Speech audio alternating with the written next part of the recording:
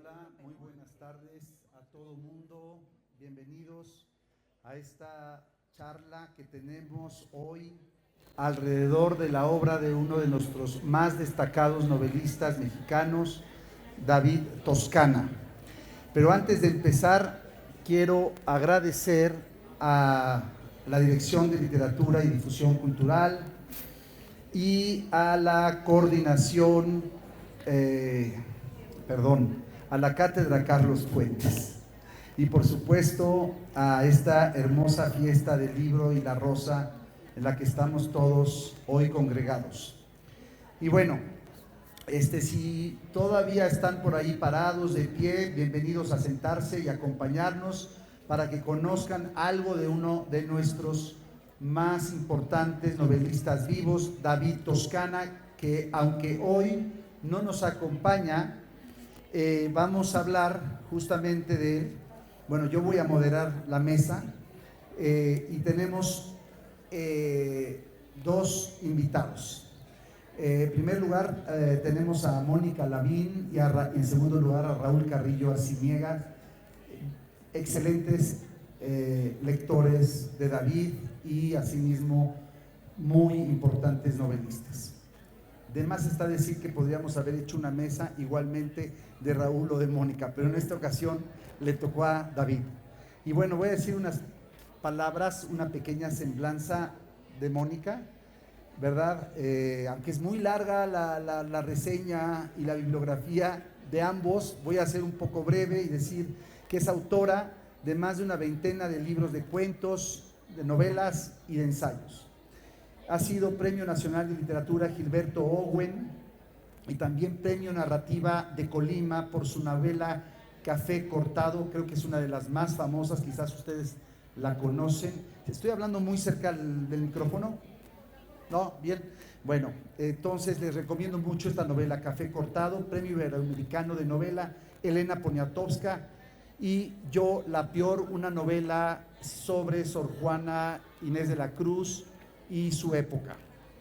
Y bueno, podría seguir con títulos de libros de cuentos y novelas sobre la obra de Mónica, pero voy a pasar ahora a hablar brevemente de Raúl Carrillo Arciniega. Es licenciado en Lengua y Literatura Hispánica por esta universidad, al igual que yo, y estudió la maestría y el doctorado en Estados Unidos en la Universidad de Tennessee.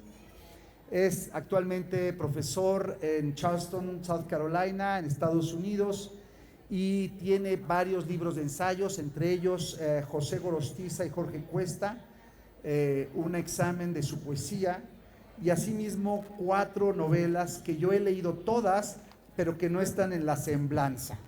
Bueno, entonces, no importa, pero les aviso, por cierto, que mañana tendremos también la presentación de la última también ganadora novela del Premio Internacional de Novela Ignacio Manuel Altamirano de Raúl, mañana a las 12 del día, aquí mismo. Entonces están cordialmente invitados. Ok, entonces, bueno, pues bienvenidos, muchas gracias Mónica y Raúl por estar aquí. No tenemos mucho tiempo, yo quisiera hacerlo más como una charla, que platicáramos sobre David, y se me ocurre empezar, quiero decirles que se me ocurrió una idea, y es escribirle directamente a David, a España, y preguntarle: oye David, ¿qué te gustaría que yo les preguntara a Mónica y a Raúl? Y entonces me dijo: mira, prefiero que mi esposa haga las preguntas. Entonces la esposa de David me hizo una serie de preguntas para ustedes. Así que están en Big, ya saben qué, en Big Problem. Por cierto que conocí recientemente a la esposa de David, les comento brevemente. David es regiomontano, pero lo más importante, caray, no dije nada de David Toscana y asumo que todos lo conocen. Entonces, como ya dije, David nace en Monterrey, Nuevo León, y él es curiosamente de carrera, él es ingeniero, pero deja la ingeniería industrial para dedicarse disque tardíamente a la literatura. Yo no lo veo que tan tardíamente, pero bueno, y a la fecha es impresionante la lista de premios que tiene. Nada más el año pasado ganó la 5ª Bienal del Premio Internacional de Novela Mario Vargas Llosa, que es cada 2 años, bienal, por su novela sobre novelistas rusos, El peso de vivir en la tierra. De esa seguramente hablaremos, pero también decirles, y aquí sí es importante porque estamos hablando sobre David Toscana, cuáles son los títulos de la ingente obra de David, por si algunos de ustedes conocen alguna de estas novelas. Primero publicó en el 92 Las bicicletas, luego publicó Estación Tula en el 95, la cual yo leí en el 95, imagínense.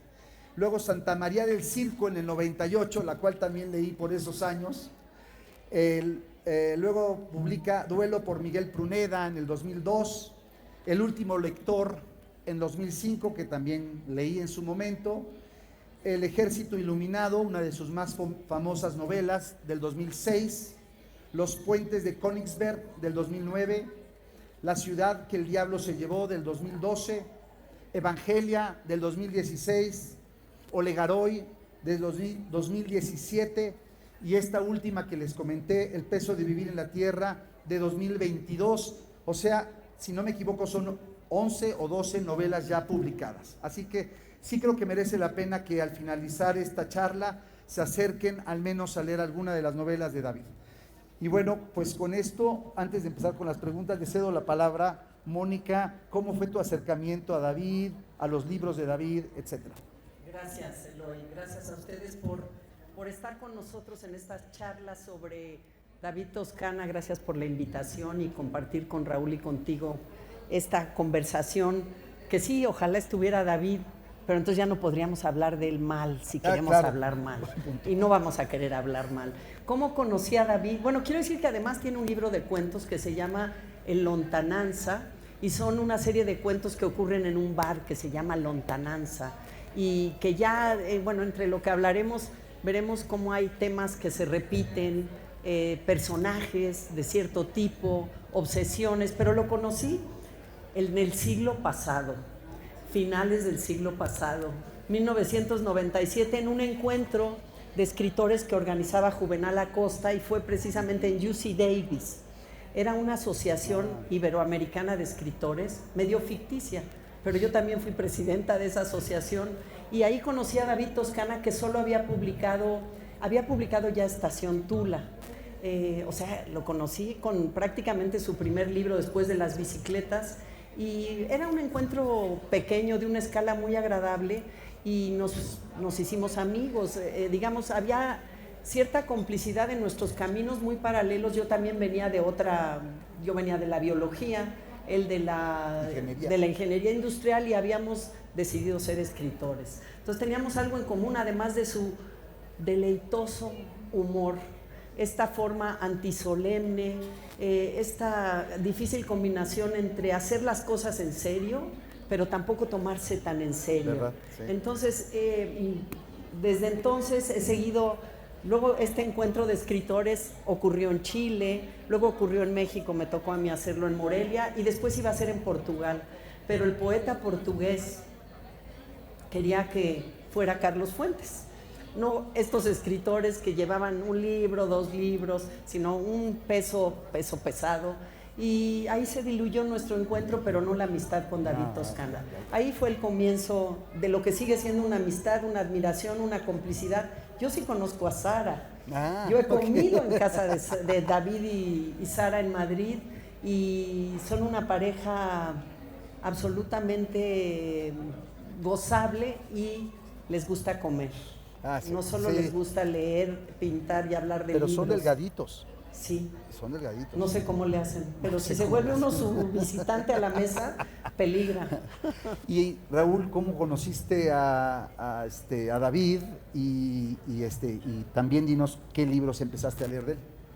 Bueno, primero muchas gracias, Eloy, la cátedra Carlos Fuentes, por la invitación, por estar aquí compartiendo la obra o la visión que tengo de la obra de David Toscana, y por estar también aquí con Mónica Lavín, que es una excelente escritora, y admiro mucho su trabajo, sobre todo la de Sor Juana, que me parece algo muy bien escrito, y que es parte, digamos, de la misma tradición de una especie de subgénero que se ha llamado la nueva novela histórica, ¿no? Y que es más o menos cómo llegué a David Toscana, precisamente por eso, por la nueva novela histórica, como, bueno, entre otras cosas, además de escribir mis propias ideas y herejías y lo que quieras, también pues soy académico, ¿no? Entonces siempre estoy buscando cómo se relacionan temáticamente las obras mexicanas de la literatura mexicana. Entonces, yo llego a David Toscana precisamente por la nueva novela histórica, ¿no? ¿Cuáles son los motivos que se repetían dentro de la obra? Y voy buscando más o menos el tipo de novelas que problematicen todas estas ideas acerca de cómo se percibe la historia o de qué manera se percibe la historia, que es donde David Toscana hace un papel extraordinario que me parece que es loable y es una nueva manera también de reconsiderar la historia y recrearla y reconfigurarla. Entonces, así llegué yo a David Toscana. Entonces, me ha impresionado siempre su prosa, la manera en que maneja todos esos aspectos históricos. Así llegué, ¿no? O sea, pero en la parte de cómo lo conociste. Bueno, y la parte de la conocí, o sea, en realidad... Lo conoció es que, de ladito primero. O sea, primero conocí su obra y luego conocí a la persona. De hecho, lo acabo de conocer hace 2 semanas o una semana. Cuéntanos cómo fue. Íbamos, precisamente, habíamos sido invitados, iba caminando yo con Eloy por Madrid, íbamos a encontrarnos con otra colega, amiga, y yo iba buscando en el GPS la dirección cuando de repente estamos caminando por el barrio de las Letras y Eloy grita, ¡David! ¡David! Que se volvió loco. ¿No?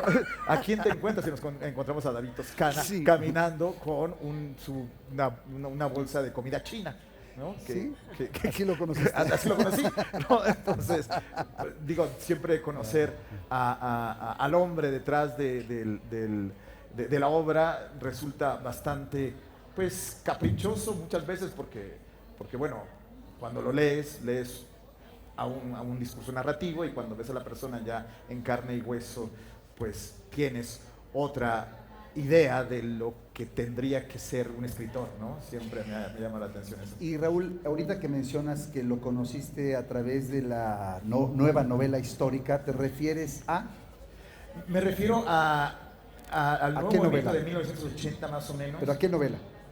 Bueno, me refiero, en realidad me refiero a 2 novelas que son centrales en esta perspectiva, que es El Ejército Iluminado y El Último Lector, ¿no?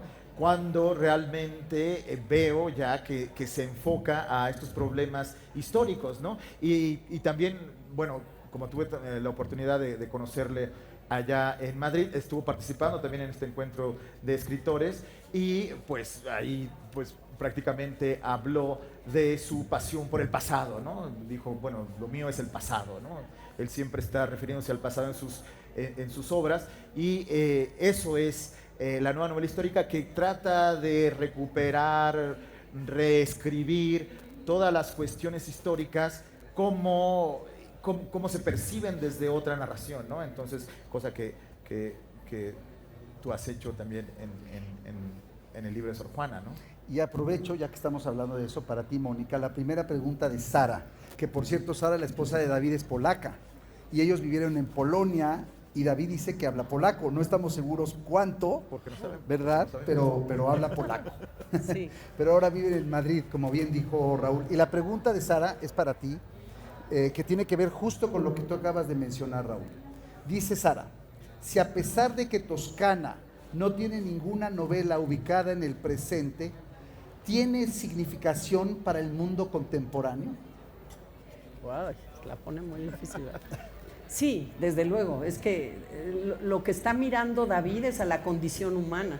O sea, está a través de ciertas pautas o preguntas que tienen que ver con la pérdida del territorio tejano, por ejemplo, en el Ejército Iluminado, y un grupo delirante, bueno, y con las Olimpiadas, ¿no? Relaciona cosas que uno no... David es un autor muy original. A mí, desde que lo conocí primero de carne y hueso, como persona muy original, se me antojó leerlo.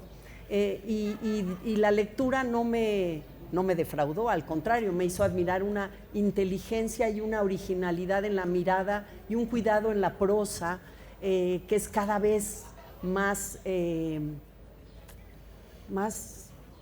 paladeable, más natural y más trabajado, pero no se le nota lo trabajado. Corre con una naturalidad que como lectores apreciamos. Entonces me parece que estas cosas insólitas, saber que un maratonista, un corredor en Monterrey tenía desde 1920 y tantos, estaba muy enojado porque no ganó la medalla que se llevó un gringo, y entonces con un grupo de como marginados, gente un poco, no se sabe si con taras mentales, arma un ejército de iluminados que quieren ir al Álamo a reconquistar lo perdido. Entonces estos absurdos delirantes que están en prácticamente todas sus novelas, hacen ver la historia como desde un lado fársico, pero a la vez descarnado en su ternura, y en eso que quizás es lo que siempre nos está pasando antes y ahora, es que tenemos sueños, tenemos propósitos, y esos son los que nos mueven y tienen que ver con, él siempre toma como a los perdedores, ¿no? O sea, sus personajes no son héroes, son precisamente los que no están en la historia con mayúscula, y a ellos les confiere una dignidad, yo diría chejoviana, una altura y una profundidad que uno no puede hacer más que rendirse ante algo que a veces es políticamente incorrecto, que siempre tiene humor, pero hay esa mirada a la tragedia, a la empresa de lo humano. Y sí, con esta fascinación, por ejemplo, el avionazo de Monterrey, que muchos recordaremos en el 69, donde iba Madrazo y el Pelón Osuna. Bueno, ese tipo de historia reciente la pone a examen, pero a través también otra vez de unos personajes delirantes, huesos en el cementerio, y esta historia reciente se toca de otra manera y nos podemos ver ahí, tratando de contestarle a Sara. Si no me equivoco, se llama el profesor Matus, ¿no? Es profesor de historia, el del Ejército Iluminado. Exacto. Raúl, ¿podrías vender esa novela para David, para que el público se acerque quizás a ella? Bueno, ¿qué podrías decir? Soy muy mal vendedor, pero no, o sea, sí es una novela que se fundamenta en la problemática acerca de la reconquista de Texas, ¿no? O sea, México, un México, digamos, utópico, pero fue histórico, ¿no? Que llegaba, como lo sabemos, ¿no? Antes de los tratados de Guadalupe Hidalgo, que formaba parte hasta, bueno, California, Utah y todas estas cuestiones, ¿no? Y esta empresa solamente era para reconquistar el Álamo, y con el Álamo se iba a reconquistar todos esos territorios perdidos, ¿no? Entonces este profesor de historia tenía una pregunta fundamental siempre para sus estudiantes y decía, ¿a quién pertenece el río Bravo, ¿no?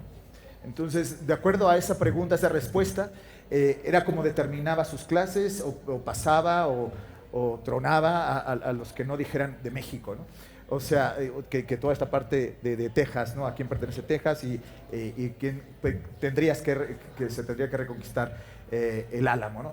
Como una especie de territorio simbólico, y eso es lo que a mí me llama mucho la atención también de la obra de David Toscana, ¿no? Que David Toscana está haciendo una especie de microhistoria también, ¿no? Es decir, está transportando este centralismo mexicano que tenemos y llevando, digamos, todo ese contenido simbólico hacia otros lugares, hacia el norte de México, que digamos, es parte de un territorio imaginario también, y cómo también todas esas hazañas que podrían ser heroicas también, están siendo resueltas y desarrolladas en una posición, en un terreno que es, por así decirlo, excéntrico, ¿no? Es decir, como el profesor Matus, que era maratonista, ¿no? Entonces, él recrea toda la carrera en París, ¿no? Es decir, trata de recrearlo absolutamente todo mientras concuerda todo. Estamos hablando de 1920 y tantos, ¿no? Cuando lo hace. Entonces, contado además muy bien porque empieza más o menos desde el 2005 para atrás, entonces vamos hasta 1924 y luego supuestamente vamos hacia 1950, 70, entonces está resituando todo el panorama nacional y todo el territorio simbólico, que eso para mí me llama mucho la atención, ¿no? Y cómo va reconfigurando también todas estas escenas, porque estos iluminados, pues sí, tienen taras mentales realmente, ¿no? Es decir, y es un ejército, digamos, ni siquiera de fracasados, es de impedidos mentales, es de gente que no puede moverse, es de gente que babea, y van a izar una bandera, ¿verdad? ¿Cómo? Sí. Van a izar una bandera. No, o sea, van a conquistar el Álamo y pasan un riachuelo que creen que es el río Bravo y empiezan a dispararle a una casona vieja donde además matan a alguien, ¿no? Y llega el ejército mexicano. Entonces, o sea, hay una serie de desacuerdos, desvaríos acerca de si están entendiendo bien el inglés, que suena como mexicano, ¿no? Pero es un mexicano distinto, pero es inglés. Entonces ni siquiera tienen la conciencia de dónde están, cómo están, de qué manera están, ¿no? Entonces sí. Eso es lo que a mí me ha llamado mucho la atención siempre, tanto del Ejército Eliminado como, por ejemplo, Santa María del Circo, ¿no? Que también tiene toda esa clase de personajes rechazados por la sociedad, ¿no? Que van a tratar de refundar una sociedad, pues, ¿no? O sea, van a tratar de reconquistar el orgullo nacional, van a tratar de reformular todo un mundo, toda una sociedad para volver a empezar, ¿no? Obviamente no lo consiguen, pues, ¿no? Ese es un elemento fundamental, y no sé si la vendí. Bueno, el Ejército Iluminado sí lo vendiste. Yo quiero vender Santa María del Circo. Yo también. Entonces, vamos, ¿sí? Entre los dos. Entre los dos vamos a vender Santa María del Circo. Es que Santa María del Circo es un homenaje a Onetti. O sea, una de las escritores que le vuelan la cabeza a David Toscana es Onetti. Entonces, esta Santa María onetiana está en el desierto mexicano y es estas caravanas de circo donde varios de los integrantes, porque David hace eso, coloca grupos, siempre son unos grupos que tienen algo que persiguen. Y estos, la mujer barbuda, el enano, ya se me olvidó, estos eran como 8, el empresario del circo que trae un cerdito siempre aquí, deciden que ya están hartos de la vida nómada, que se quieren quedar en un pueblo por el que pasan, que es Santa María, un pueblo fantasma. Uno de los personajes, el gigante o el enano, el fortachón, se aferra al excusado, por ejemplo, porque no, como viven nómadamente, el excusado no es parte de su vida, y estos símbolos delirantes de lo que es la estabilidad o la fundación, como decías, Raúl, están en estos personajes que ya no están dispuestos a seguir en el camino. Entonces se rifan. Tienen que ser personajes ahora de pueblo, ya ser mujer barbuda no sirve en el pueblo. Entonces se rifan quién va a ser el cura, quién va a ser el maestro, el policía, la prostituta, que le toca creo que al fortachón o al hombre elástico. Entonces es una mirada tan distinta, diferente, delirante, que nos hace entender el funcionamiento de qué clases de personajes vamos siendo, somos, podemos ser. Y pensaba yo que tiene que ver, es como una metáfora de la escritura también.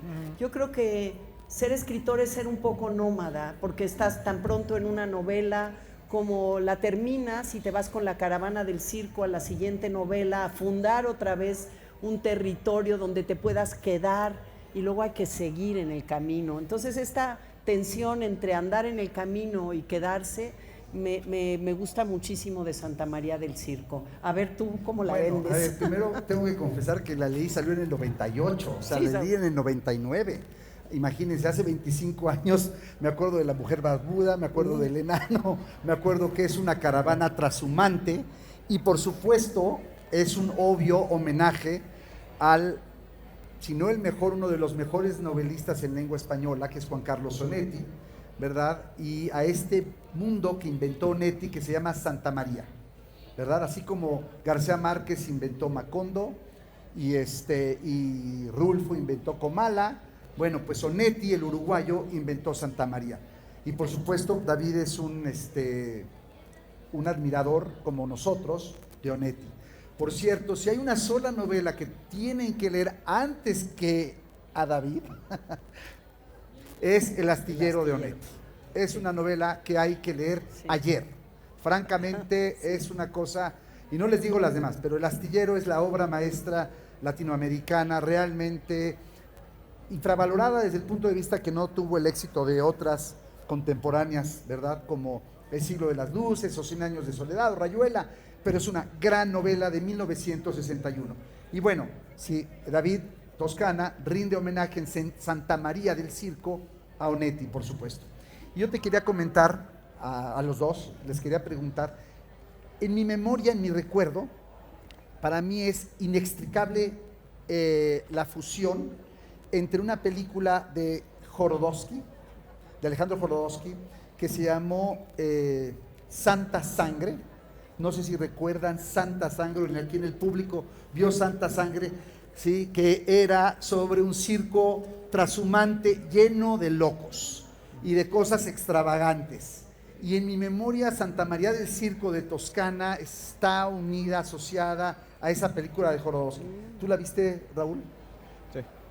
A ver, dinos, si estoy ilumínanos. Bueno, sí, digamos, la imagen del circo siempre ha sido una imagen bastante frecuente dentro de la exploración de la literatura, de la exploración del cine, del arte, sobre todo por lo trashumante, ¿no? También, es decir, y que mezcla a los tipos humanos, trata de explorar las incongruencias, nos confronta con la monstruosidad, ¿no? Esa monstruosidad que siempre nos fascina, ¿no? Es decir, los monstruos son esos miedos que siempre tenemos, que creemos que no existen, pero cuando los vemos en lugares muy controlados, ¿no? Entonces, sabemos que la mujer barbuda solo se va a aparecer ahí, no va a ser parte del mundo cotidiano, ¿no? También el enano que siempre tiene que estar dentro del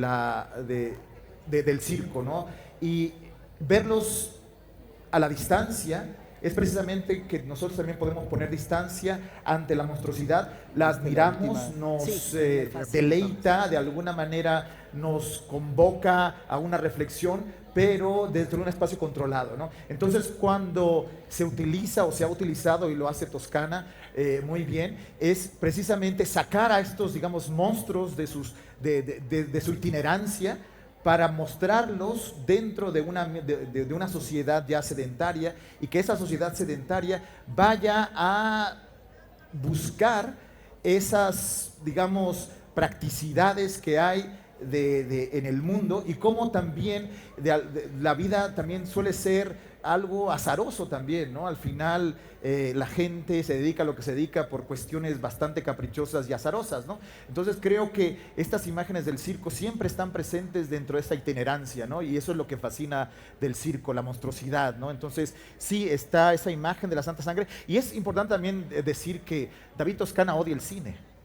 Ah, no sabía eso. Sí, lo odia. Ah, mira, lo odia. Entonces no vio a Jodorowsky. O sea, no creo que lo haya visto, pero lo odia. Entonces, pero digo, sí, la imagen del circo es siempre bastante apetecible que por de cierto, narrar, ahorita ¿no? me acordé de otra, El hombre que ríe, de Víctor Hugo. No sé si se acuerdan de esa terrible novela de Víctor Hugo, donde para hacerlo reír como parte del circo a este niño, lo cortan, le abren la boca, lo cortan, lo abren, ¿verdad? Sí, ¿verdad? Porque para hacer reír a la gente. Sí. Pero es trágico, terrible, y parece que sí se hacía en la Francia del siglo XVIII. Qué horror. Abrirle la boca a los jóvenes, a los niños, para hacer reír a la gente. Pero bueno, por eso, hablando de monstruosidades, hablando otra cosa que mencionaste, y es el tema de las incoherencias. Y siento que hay un leitmotiv en las novelas de Toscana, sinceramente, desde El ejército iluminado, El Santa último lector, María, de la que quisiera comentar, y esta última novela.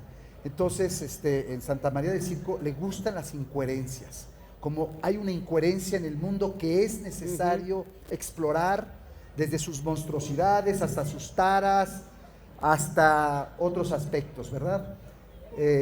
Y yo quisiera, antes de concluir con la última novela de Toscana, que hiciéramos un comentario, si tienen, sobre El último lector, que creo que la leímos los tres, ¿verdad? Sí, Si no me es equivoco, de mis favoritas. también es una de mis favoritas, Sí. El último lector. No es un título que pega mucho, sinceramente, pero es una extraordinaria novela que también vamos a anunciar aquí para que la vayan a comprar. Y Ricardo Piglia también tiene una novela que se llama El último lector. Digamos, el título quizás es difícil de recordar, pero David también tiene una fascinación de escribir sobre es decir, hacer novelas sobre libros. Así, la última tiene que ver con la literatura rusa del siglo XIX, pero El último lector, que a lo mejor desde la parte histórica tú podrás decir algo, sucede en Icamole, y tampoco, sabes, además de las incoherencias, en las novelas de David siempre hay muertos. Hay muchos muertos. Hay muertos.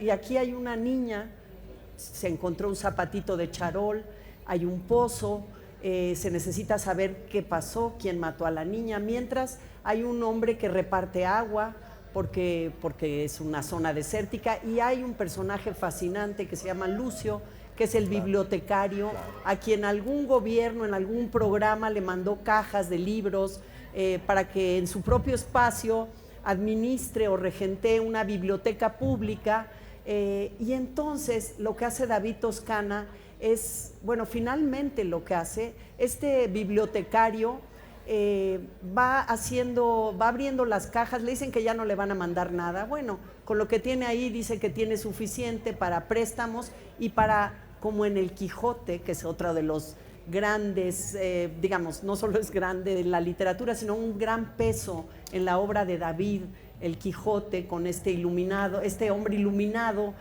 cuyo Sancho sería ese grupo que lo sigue siempre.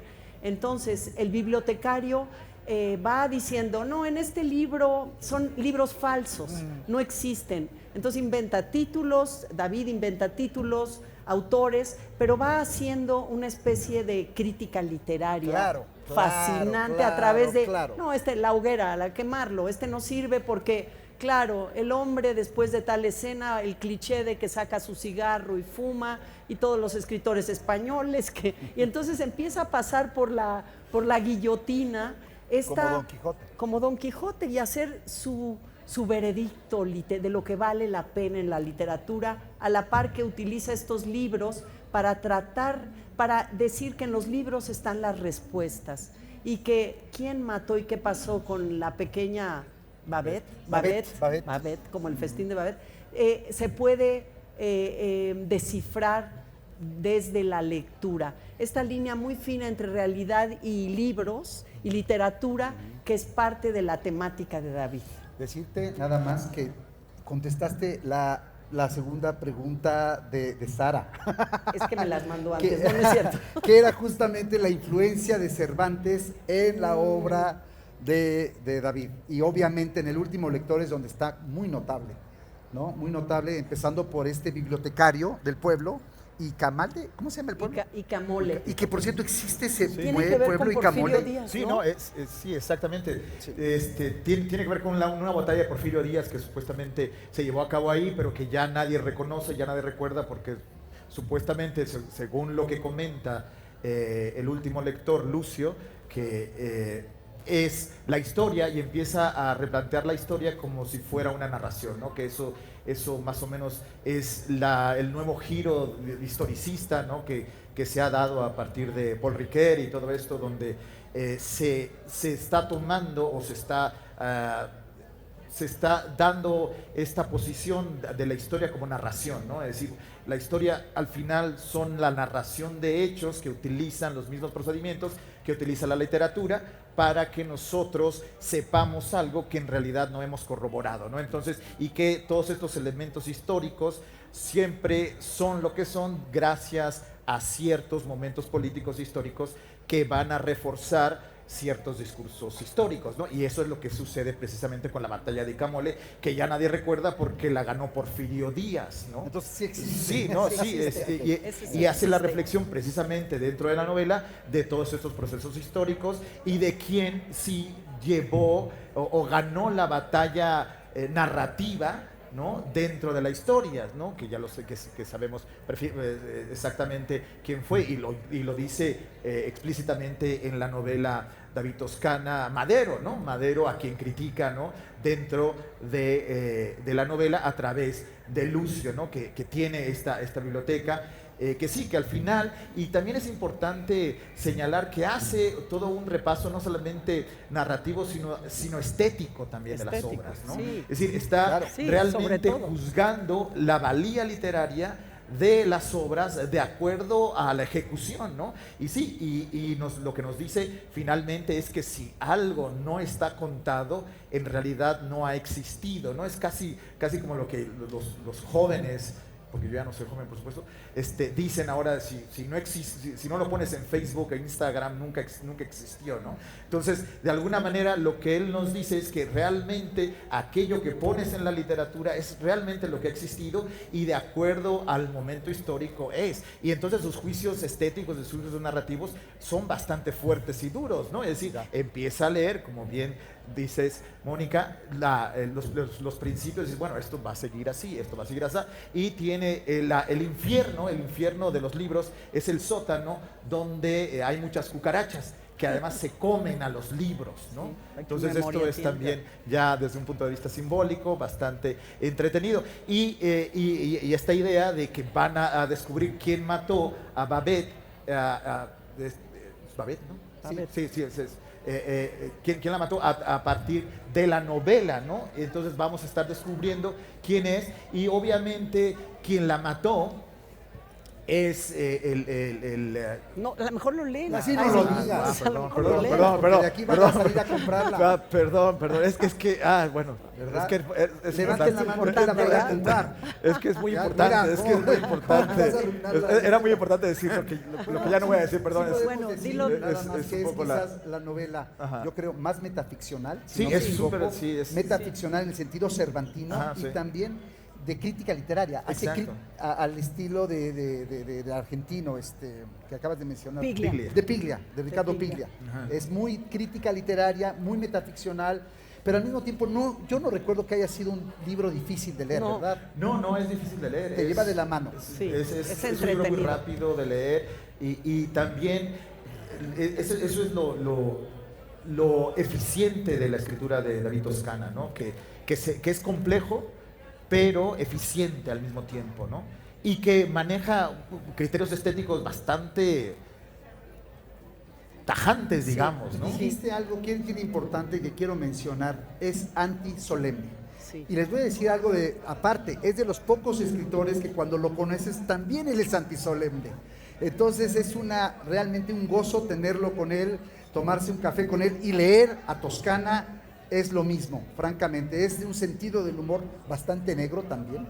Pero como tenemos 4 o 5 minutos antes de concluir, yo quisiera dejarle la palabra a Mónica para que hablemos de la última novela de Toscana que salió el año pasado, que se titula El peso de vivir en la tierra y que, como ya mencioné, ganó la 5ª Bienal del Premio Internacional Mario Vargas Llosa, que por cierto, justo hoy leí la reseña que escribe el mismo Mario Vargas Llosa sobre la novela.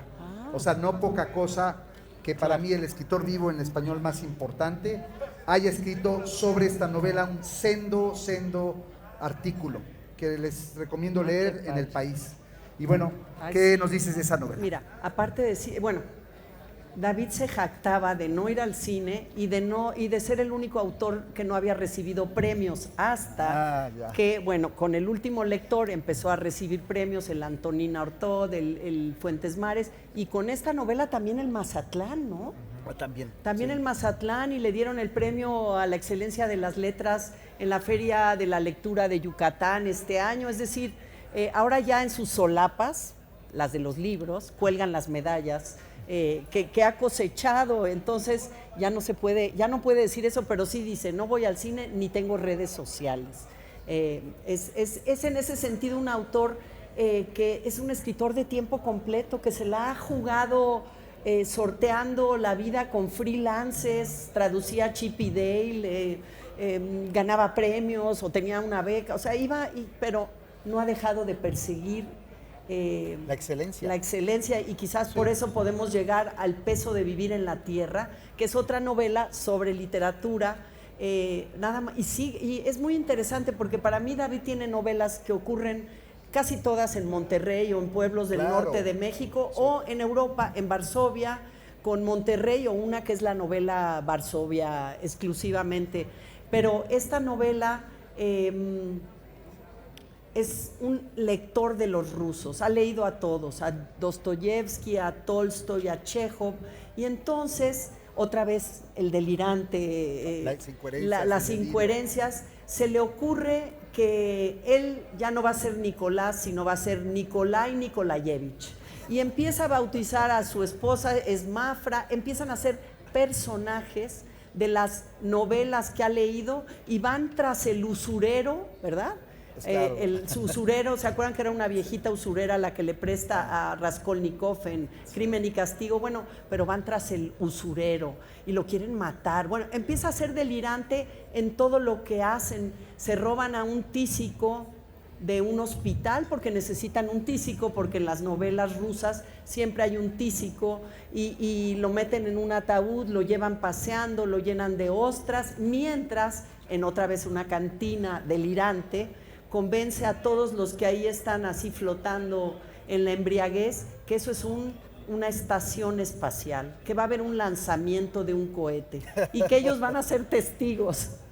Y todos le aplauden, le creen y les dice, y ahora traemos aquí a Chekhov, y todos le rinden homenaje. El policía tiene también nombre ruso, a todos los va haciendo personajes de esta épica literaria rusa, en donde uno, si no ha leído a los rusos, quiere leerlos, si los ha leído o sabe algo de sus vidas, va identificando, y es realmente una oda literaria, es una novela sobre lo literario, y es cómo nos marcan los libros, cómo nos trastornan de manera quijotesca, cómo la realidad se puede ver de otra manera a través de ellos. Oyéndote estaba pensando que hay una constante en Toscana, es que literaturiza el mundo. Es inevitable, siempre hay que literaturizar de alguna manera, se superpone lo que lee la literatura con la vida real. Exacto. Y eso lo hace muy interesante para los que amamos la literatura, ¿no? Pero bueno, nos queda un minuto porque ya me dijeron aquí que nos quedan 1 minuto y medio. Entonces, para cerrar, y porque es un homenaje a Toscana, que por cierto, yo creo que estas cosas hay que hacerlas cuando están vivos los escritores. Y gracias a Dios, David está vivo y coleando, aunque está en España. Entonces, última pregunta para los dos. Para el público, 3 novelas que tienen que ir a comprar ahorita mismo y leer de Toscana, en tu opinión, o 2. Digo, en mi opinión es Santa María del Circo, El Ejército Iluminado y El Último Lector. Creo que... ¿Esas 3? Yo concuerdo en 2. Si hay que escoger solo 3, Santa María del Circo, El Último Lector y El Peso de vivir en la tierra. Ah, bueno, pues ya tienen aquí su trío, su combo. Su trilogía de novelas, vayan por 4. Y todas están en Alfaguara, si no me equivoco. Mira, ¿verdad? fue cambiando de sellos editoriales, lo cual es común entre nosotros, pero ahora están todas en Alfaguara. Ya. Ahí las pueden conseguir, ¿ok? Bueno, pues muchísimas gracias, Mónica. Muchas gracias, Raúl. Gracias. Y gracias, David, donde quiera que estés. Gracias. Que nos invite a comer, Sara, la próxima. Sí. Cocina delicioso, Leo.